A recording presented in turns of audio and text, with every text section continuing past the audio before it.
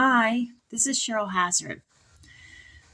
So, there's so many things that you would have to know about your health to be able to take care of it. And a person can spend years trying to get themselves healthy and still be missing a key piece of the puzzle that could really shorten the process to getting healthy. And with the speed that life goes by, well, sometimes we just don't have years. For example, when you're trying to raise your kid, you don't have years to have bad health where you can't run them to activities because you're missing out. So, with me, I've been starting to have some symptoms of chronic fatigue. I'm always tired, feeling weak. I've got migraines. I wake up with a sore throat. And one of the things that affects that is thyroid issues. But what I found out is that the hypothalamus, it controls and regulates many factors. For example, the pituitary gland. And the pituitary gland, it controls the adrenal glands, ovaries, testes, and thyroid gland. So I could be trying to treat the thyroid gland, for example, with iodine and maybe NAC to balance my immune system so it's not attacking it. But the hypothalamus controls that.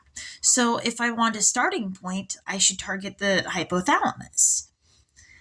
And it said that studies have linked chromium to healthier hypothalamus function.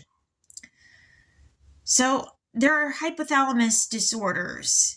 For example, obesity, adrenal insufficiency, cluster headaches, brain tumors, hypothyroidism, which plays a role in autism and ADHD. And I've been diagnosed as having Asperger's, which is being on the spectrum, and I haven't been diagnosed, but I suspect I have symptoms of the ADD or ADHD.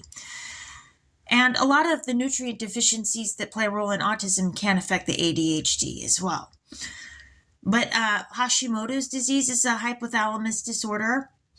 Secondary male hypogonadism and growth hormone deficiency. And something else that I found interesting that it said on Dr. Axe's website was also, if you're a woman experiencing infertility, it may be due to polycystic ovarian syndrome, which is related to unhealthy hypothalamus function. Now, Michelle Brink, who I really don't talk to as much anymore, it got complicated, but this may be beneficial to know anyway, or it could be linked, and I found this interesting. She said she couldn't have a baby, that she had depression and hypothyroid. Michelle is also overweight, and issues with the hypothalamus affects mood regulation. And now, this is something that I found interesting that I had in common with Michelle, is that I also battle with depression as well. And I also have symptoms of an underactive thyroid. I'm on the autism spectrum. She said she had a learning disability but couldn't tell me what it was, and display symptoms of ADHD. So I wondered if that's something that maybe me and Michelle had in common, was the problems with the hypothalamus, and she suffers chronic fatigue. And she said she had fibromyalgia. And they said that the hypothalamus, that plays a role in fibromyalgia as well. So, I'm wondering if maybe looking at the hypothalamus might be something to look into with that.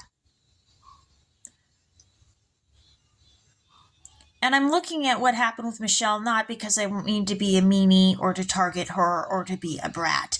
I'm actually kind of interested in what we might have had in common with regards to the thing with the hypothalamus and how it might play into learning disabilities and our health issues that some of them we may have in common.